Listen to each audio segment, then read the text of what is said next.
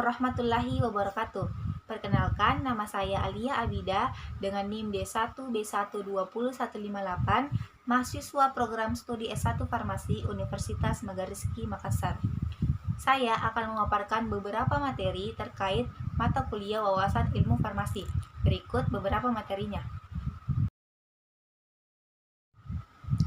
Farmasi dalam bahasa Yunani adalah farmakon atau obat. Farmasi adalah ilmu kombinasi antara ilmu kesehatan dan ilmu kimia yang mempelajari tata cara penyediaan obat untuk menjadi bentuk tertentu yang siap dijadikan obat untuk suatu penyakit. Farmasi juga adalah suatu ilmu yang mempelajari cara membuat, mencampur, meracik, memformulasi, mengidentifikasi, mengombinasi, menganalisis, dan menstandarkan obat dan pengobatan, juga sifat-sifat dan pendistribusiannya, serta penggunaannya secara aman. Orang yang ahli dalam bidang farmasi disebut dengan apoteker. Kata farmasi berasal dari bahasa Yunani yaitu farmakon yang berarti obat atau racun. Ilmu kefarmasian belum dikenal oleh dunia pada zaman Hippocrates atau bapak kedokteran, yaitu pada tahun 610 sebelum Masehi sampai 370 sebelum Masehi. Pada saat itu, seorang dokter memiliki banyak sekali tugas, tidak hanya mendiagnosis suatu penyakit dari pasien, tetapi juga membuat ramuan ataupun racikan obat seperti halnya seorang apoteker. Seiring dengan perkembangan zaman dan ilmu pengetahuan kesehatan, problematika dan pengadaan obat pun menjadi semakin rumit, baik karena formulanya ataupun cara pembuatannya. Oleh karena itu dibutuhkan orang yang memang memiliki keahlian dalam pembuatan ataupun peracikan obat. Sehingga pada tahun 1240 sebelum Masehi, Raja Jerman Frederick memberikan perintah untuk memisahkan antara kefarmasian dan kedokteran yang dikenal dengan Decretus Silices. Disinilah awal mula perkembangan ilmu farmasi, sehingga para ahli pun menarik kesimpulan bahwa akar dari ilmu kefarmasian dan ilmu kedokteran adalah sama.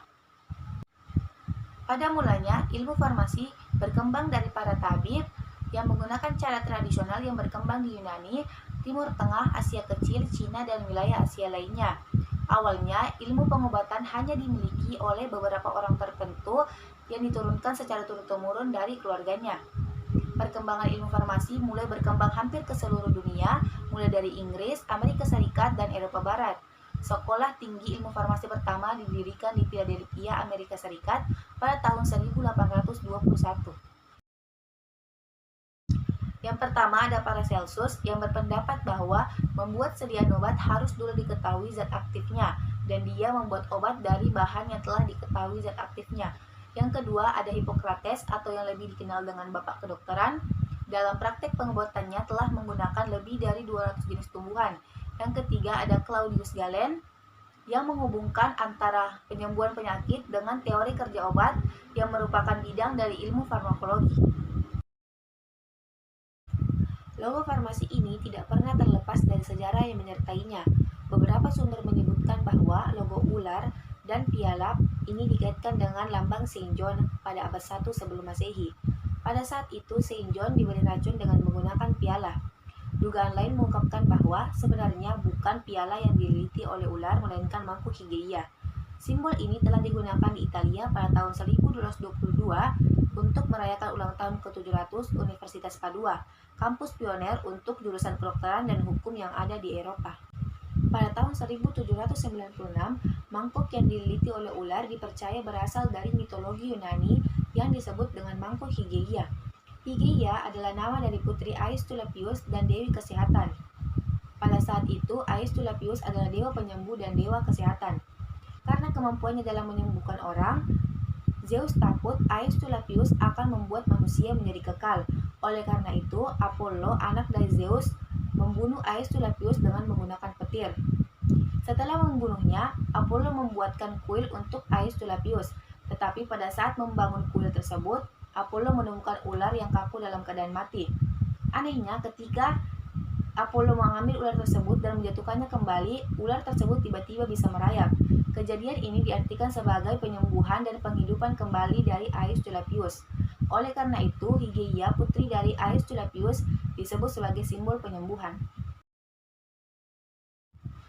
Pendidikan farmasi bisa dimulai dari yang pertama ada SMK Farmasi. dengan lama masa pendidikan yaitu selama 3 tahun atau sama dengan SMA pada umumnya. Yang kedua ada diploma 3 farmasi dengan lama masa pendidikan yaitu 3 tahun, dan setelah lulus kita akan mendapatkan gelar AMD Farm atau ahli madya farmasi. Yang ketiga ada S1 atau Strata 1 dengan lama masa pendidikan yaitu 4 tahun. Setelah lulus kita akan mendapatkan gelar yaitu S-Farm atau sarjana farmasi. Yang keempat ada profesi apoteker dengan lama masa pendidikan yaitu 1 tahun. Setelah lulus kita akan mendapatkan gelar APT atau apoteker. Yang kelima ada S2 atau Strata 2 dengan lama masa pendidikan yaitu 2 tahun. Setelah lulus kita akan mendapatkan gelar M-Farm atau Magister Farmasi. Dan yang keenam ada S3 atau Strata 3 dengan lama masa pendidikan yaitu 3 tahun. Dan setelah lulus kita akan mendapatkan gelar doktor. Obat merupakan semua zat, baik yang kimiawi, hewani, ataupun nabati, yang dapat menyembuhkan, mengurangi, ataupun mencegah suatu penyakit. Menurut beberapa pakar, obat merupakan racun. Obat memang dapat menyembuhkan jika digunakan secara tepat, baik dosis ataupun waktunya. Tetapi jika tidak digunakan secara tepat, obat hanya akan menjadi sebuah racun. Yang pertama ada obat bebas. Obat bebas ditandai dengan lingkaran berwarna hijau dengan garis tepi berwarna hitam. Obat ini mudah ditemukan di pasaran dan bisa dibeli tanpa harus ada resep dari dokter.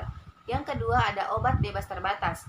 Obat ini ditandai dengan lambang lingkaran berwarna biru dengan garis tepi hitam. Obat ini memang bisa dibeli tanpa harus ada resep dari dokter, tetapi ada peringatan yang menyertainya. Artinya, obat ini sebelum dikonsumsi harus dulu diketahui dosis ataupun efek sampingnya. Yang ketiga ada obat keras atau psikotropika. Obat ini ditandai dengan lambang lingkaran berwarna merah dan garis tepi hitam. Di dalamnya ada huruf K. Obat ini hanya bisa dibeli dengan menggunakan resep dari dokter karena memiliki kemungkinan mempengaruhi susunan saraf pada manusia. Yang keempat ada obat narkotika. Obat ini ditandai dengan lambang lingkaran berwarna merah dan di dalamnya ada palang berwarna merah. Obat ini berasal dari bahan kimia ataupun tanaman yang dapat menurunkan kesadaran. Obat ini hanya dapat dibeli dengan menggunakan resep dari dokter. Yang kelima ada obat tradisional. Obat tradisional ditandai dengan simbol lingkaran berwarna hijau dan ada gambar pohon di dalamnya. Obat tradisional di Indonesia adalah jamu. Namun seiring dengan perkembangan teknologi, obat tradisional telah diolah menjadi ekstrak jamu yang lebih mudah untuk dikonsumsi. Yang keenam ada obat herbal terstandar. Obat ini ditandai dengan simbol lingkaran berwarna kuning yang dikelilingi oleh garis berwarna hijau. Di dalamnya ada 3 bintang berwarna hijau.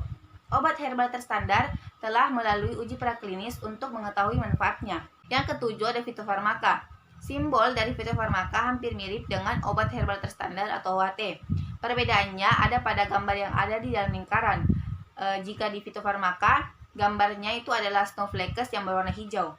Fitofarmaka berasal dari bahan alami, tetapi bisa disetarakan dengan obat-obat modern karena proses pengolahannya yang lebih rumit.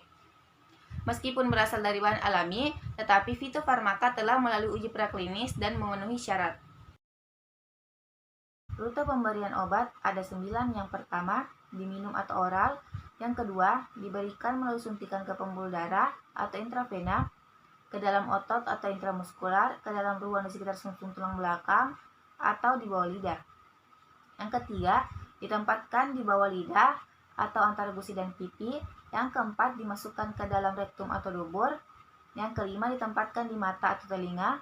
Yang keenam, disemprotkan ke hidung dan diserap melalui membran hidung. Yang ketujuh, terhirup masuk ke dalam paru-paru. Yang kedelapan, diterapkan pada kulit untuk efek lokal atau seluruh tubuh. Yang kesembilan, dihantarkan melalui kulit dengan patch untuk efek sistemik. Bentuk sediaan pada obat ada 3. Yang pertama ada bentuk sediaan padat yang terdiri dari tablet, kapsul, kaplet, pulvis atau serbuk, pulveres, pil, dan suppositoria. Yang kedua ada bentuk sediaan semi padat yang terdiri dari salep, krim, pasta, dan sabun. Dan yang ketiga ada bentuk sediaan liquid atau cair yang terdiri dari sirup, eliksir, suspensi, emulsi, dan obat tetes.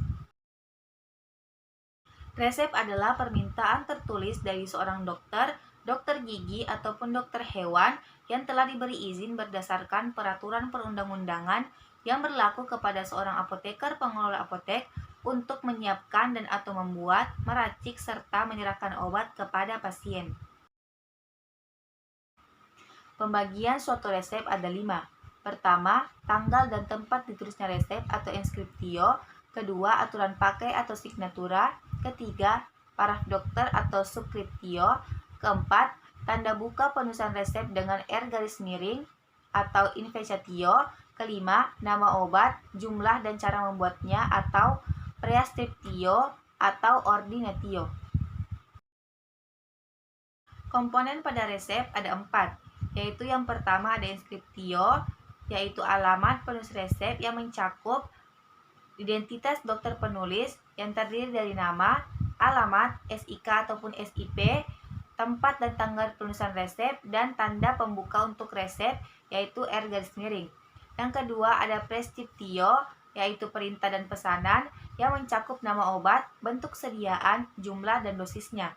Yang ketiga ada signatura, yaitu tanda yang harus ada di etiket obatnya yang mencakup nama penderita dan petunjuk mengenai obatnya.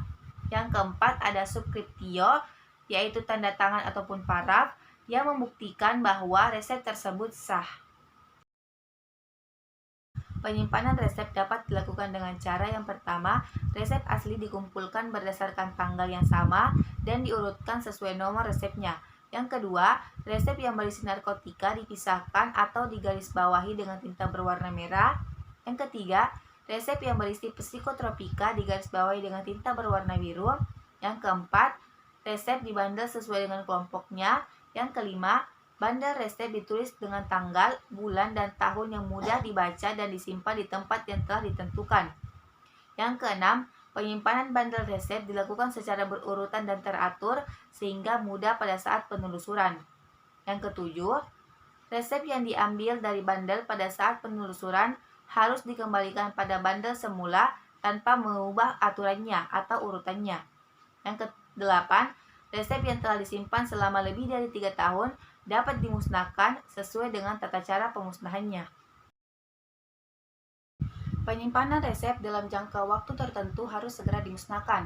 Adapun cara pemusnahannya telah diatur oleh Peraturan Menteri Kesehatan, yaitu yang pertama, memusnahkan resep yang telah disimpan selama 3 tahun atau lebih.